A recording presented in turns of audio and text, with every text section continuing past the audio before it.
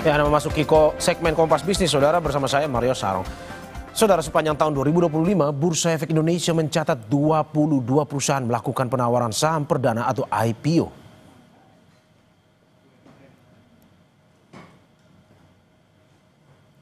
Sektor consumer goods jadi penyumbang terbesar dalam gelar IPO sepanjang tahun 2025. Dengan dukungan penuh dari regulator, Bursa Efek Indonesia membuka lebar pintu bagi perusahaan-perusahaan potensial. Tak hanya soal dana, go public juga menyangkut nilai transparansi dan pertumbuhan berkelanjutan. Kami kutip dari Kompas ID, Saudara, sepanjang tahun 2024, 41 perusahaan baru melantai di bursa dengan total dana yang dihimpun sebanyak 14,3 triliun rupiah.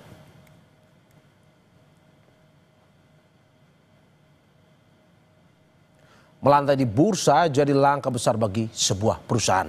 Tak hanya sekedar membuka keran pendanaan dari publik, inisial public offering atau IPO jadi momen strategis yang bisa mengubah wajah dan arah pertumbuhan perusahaan ke depan.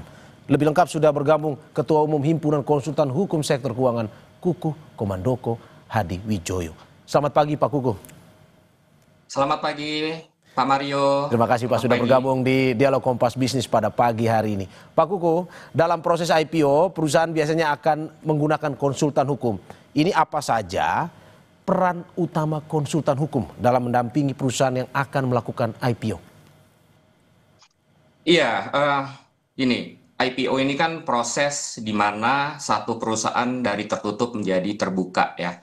Utamanya pasti banyak hal-hal yang harus dipastikan dari sisi hukumnya. Nah, kalau ditanya apa sekarang peran konsultan hukum dalam mendampingi perusahaan yang IPO atau mendampingi emiten, itu utamanya adalah kita harus memastikan bahwa perusahaan ini secara hukum itu telah memenuhi ketentuan-ketentuan yang berlaku dan memang dia juga secara hukum juga layak untuk berubah proses dari tertutup menjadi terbuka, ya. Dan itu prosesnya juga dari konsultan hukum artinya harus melakukan due diligence yang menyeluruh, ya, atau uji tuntas terhadap perusahaan ini. Jadi perannya itu tidak hanya kita memberikan nasihat, tetapi peran sentralnya di sini adalah kita harus memastikan bahwa perusahaan ini menjadi layak untuk menjadi satu perusahaan yang sahamnya dijual di bursa. Oke. Itu peran utamanya. Oke, tapi pertanyaan selanjutnya ini terkait dengan sejauh mana keterlibatan konsultan hukum, Pak, dalam penyusunan dokumen prospektus dan juga legal due diligence ini? Ya, jadi gini. Ya. Pertama yang harus kita pahami dulu, saya selalu bilang begini ya terhadap satu perusahaan yang akan IPO atau melantai di bursa, bahwa perusahaan ini harus mengubah culture-nya, artinya harus benar-benar dia siap terbuka, ya. Nah, tentunya dalam hal ini yang harus kita periksa itu mulai dari anggaran dasarnya, pendiriannya, izin-izinnya, aset-asetnya, ya. Dan yang paling penting di sini adalah kalau sampai ada resiko hukum terkait masalah sengketa, ya, itu semua kita periksa, kita due diligence. Dan ini semua akan dituangkan di dalam prospektus. Jadi konsultan hukum dalam melakukan due diligence itu nanti akan membuat satu legal opinion. Legal opinion ini akan di-attach, akan masuk ke dalam prospektus. Ini yang akan dibaca oleh para investor publik pada saat terjadi emisi untuk pertama kalinya. Ya, jadi sejauh mana ini dalam sekali Pak Mario. Artinya kita akan meriksa dari A to Z dari perusahaan ini.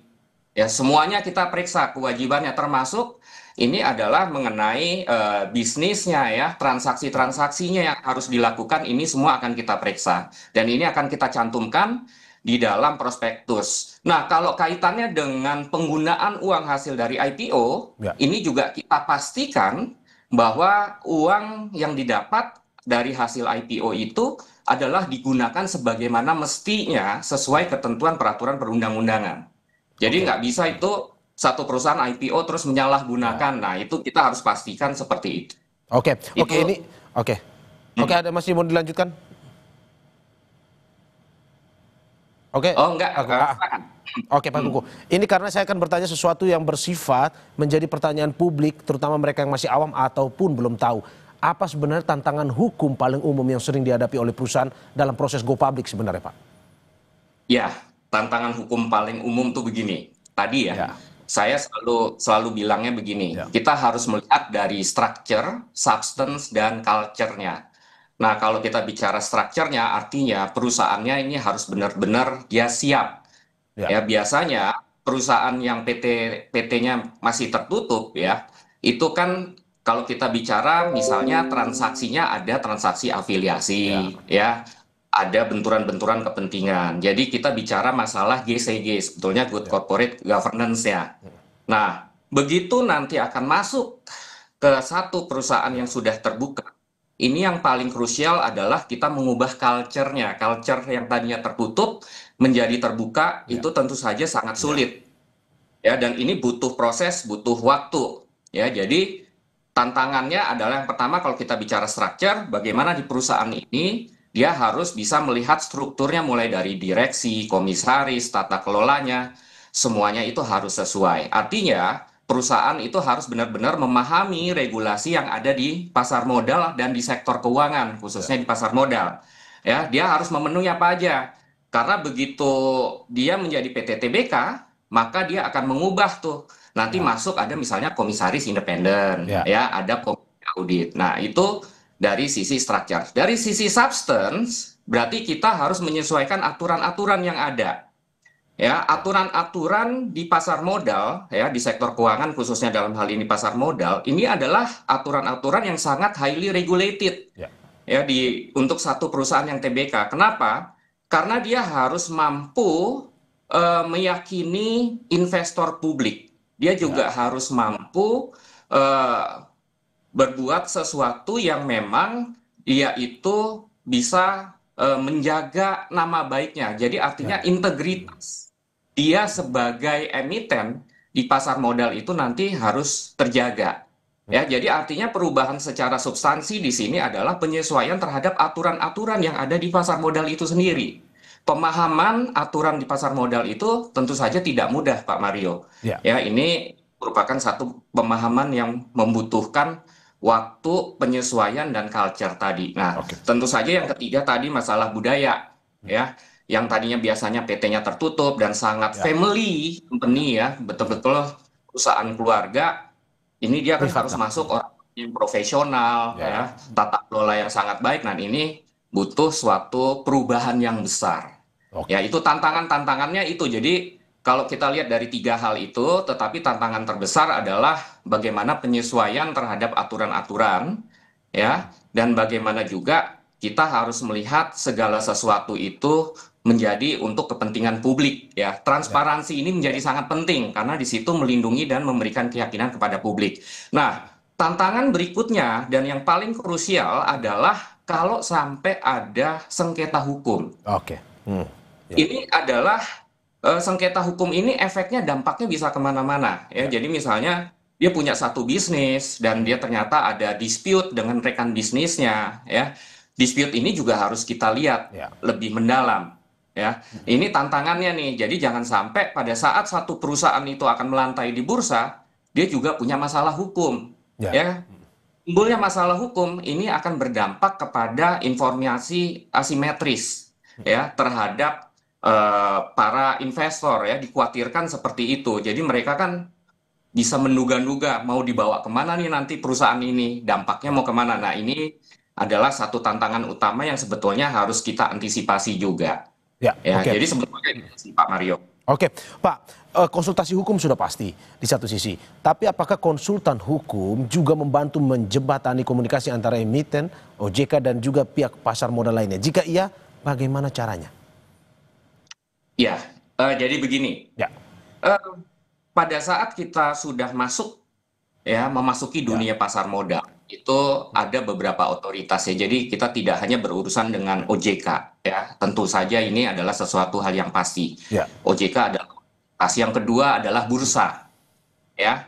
Dan yang ketiga, di situ ada nama di Undang-Undang Pasar Modal, pasca diberlakukannya Undang-Undang P2SK, itu ada yang namanya adalah profesi penunjang di sektor keuangan. Artinya, profesi penunjang itu tidak hanya si konsultan hukum yang punya standar profesi sendiri di situ, ya, tetapi juga di situ ada underwriter, ada kantor akuntan publik, ada notaris, ya. Di situ ada profesi-profesi tertentu yang masuk di situ. Nah, tentu saja pada saat proses IPO ini komunikasi harus benar-benar dijaga.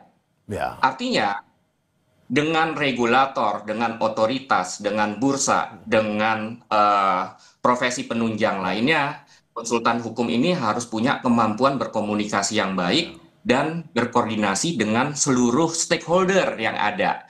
Ya, jadi permasalahan-permasalahan itu, ya, itu harus bisa kita koordinasikan yang ada. Ini bagaimana supaya perusahaan ini menjadi sangat layak untuk melantai, misalnya, ya. Ini yang harus dikomunikasikan. Jadi keterbukaan informasi di sini juga menjadi sangat penting, ya, di mana kita juga bertukar apa nih dengan para profesi yang lain, dan utamanya kita juga harus sangat terbuka kepada OJK dan bursa.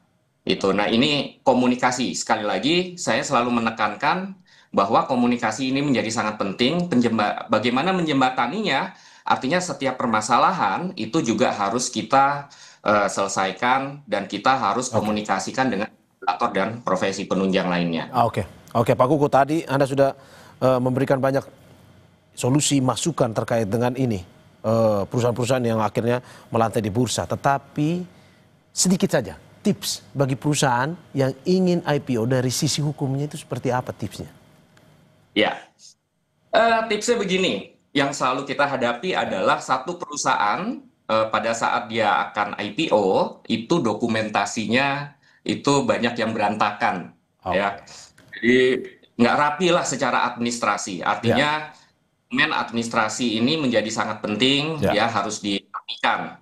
Ya, yang kedua itu saya selalu rekomendasikan ke perusahaan-perusahaan itu bahwa paling tidak mereka itu punya satu legal officer internal yang harus menangani dan merapikan dokumen-dokumen itu. Artinya si legal officer ini dia bertanggung jawab terhadap administrasi data, perizinan, ya, dokumen hukum, serta dia juga bisa menjembatani bagaimana pemahaman direksi, komisaris, dan para stakeholder serta yang lainnya mengenai aturan-aturan regulasi di sektor keuangan, khususnya adalah di pasar modal. Ya kan, yang ketiga itu harus mempersiapkan tata kelola yang baik. Ya, artinya banyak sekali perusahaan yang dia mungkin sangat kental sebagai family business. Ini kan tata kelola secara profesionalnya masih belum diprioritaskan, ya. Artinya ini harus disiapkan. Karena ini menuju kepada jenjang berikutnya, ya, menjadi TBK. Nah, setelah itu baru kita pastikan bahwa seluruh transaksi yang terjadi itu juga harus benar-benar rapi. Ya, artinya tidak ada kayak tadi penimbulan risiko hukum, dan yang paling penting lagi adalah pencatatan keuangan ini, Pak Mario. Ya, betul. Ini masalah pencatatan keuangan nih. Kali pencatatan keuangannya mungkin mereka itu tidak rapi, ya, dan ini harus benar-benar rapi dan mereka harus benar-benar mau terbuka. Ini yang paling penting karena itu yang akan dilihat oleh si investor publik. Itu sih tips saya, ya, karena memang banyak sekali direksi komisaris perusahaan tertutup mau menjadi terbuka, mereka sangat butuh waktu dan butuh penjelasan lebih dalam mengenai apa yang harus mereka lakukan pada saat akan IPO. Oke, terima kasih Pak Kuku. Semoga apa yang disampaikan ini bisa memberikan masukan juga terutama kepada perusahaan yang ingin IPO dari sisi hukum. Terima kasih Ketua Umum Himpunan Konsultan Hukum Sektor Keuangan Kuku Komandoko Hadiwijoyo. Apa yang disampaikan dapat berguna. Terima kasih Bapak. Sehat-sehat selalu. Sehat selalu, Mas. Terima